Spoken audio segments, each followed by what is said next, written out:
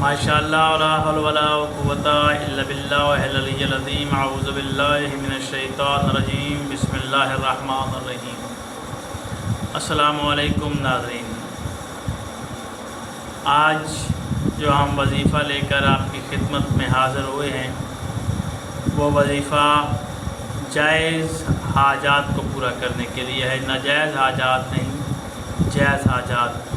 جو انسان خواہشات رکھتا ہے، جائز خواہشات رکھتا ہے، کوئی بھی رکھتا ہے، شادی کی اگر خواہش رکھتا ہے کہ میری فلاں جگہ پہ شادی ہو، یعنی کہ اس کی خواہش ہے تو وہ اس حاجت کو ذہن میں رکھے۔ اگر اس کی خواہش ہے کہ میں نے باہر کے ملک جانا ہے، بیرون ملک جا کر ملازمت کرنی ہے، تو اس کے لیے بھی یہ وظیفہ ہے۔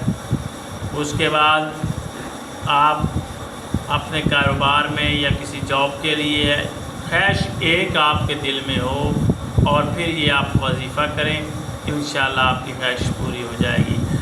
اگر آپ کی خواہش کاروبار کی ہے، رزق کی ہے، نوکری کی ہے، بیرون ملک کی ہے یا شادی کی ہے، تو ان خواہشات میں سے ایک خواہش آپ اپنے دل میں رکھیں، ایک حاجت آپ دل میں رکھیں اور یہ وظیفہ آپ کریں تو انشاءاللہ اللہ آپ کو کامیابی عطا فرمائے گا۔ اور تصور آپ نے یہی رکھنا ہے کہ یہ میں کاروبار کر رہا ہوں یا کرنا ہے۔ تو جائز حاجات ہوئی۔ اب آپ نے کرنا کیا ہے کہ نماز فجر اور نماز عصر کے بعد آپ نے سورہ قریش، نماز فجر اور نماز عصر کے بعد آپ نے سورہ قریش کو 21 مرتبہ پڑھنا ہے۔ سورہ قریش کو نماز فجر اور نماز عصر کے بعد 21 مرتبہ پڑھنا ہے۔ یہ نہ ہو کہ آپ کہیں جی فجر کی نماز نہیں پڑھی جا سکتی تو وضو کر کے آپ تھوڑی دیر اٹھ کے تو سورۃ قریش پڑھ لیں، تو اس طرح عمل نہیں ہوگا۔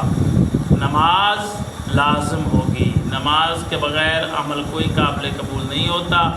اگر آپ نماز نہیں پڑھیں گے تو عمل کریں گے تو آپ کہیں گے جی کامیابی نہیں ملی، تو اس طرح کامیابی نہیں ملے گی۔ 5 وقت کی نماز ساتھ میں لازم ہے ہر عمل کے ساتھ۔ آپ نے فجر کی نماز پڑھ کر اور پھر عصر کی نماز پڑھ کر 21 مرتبہ سورۃ قریش کی تلاوت کرنی ہے۔ نماز فجر کے بعد بھی، نماز عصر کے بعد بھی 21 مرتبہ سورہ قریش کی آپ تلاوت کریں، انشاءاللہ اللہ تعالیٰ آپ کی جو بھی حاجت ہوگی، جو بھی خواہش ہوگی وہ پوری فرمائے گا۔ اس عمل کو کریں، اللہ آپ کو کامیابی عطا فرمائے گا۔ اللہ آپ کا اور ہمارا حامی ناصر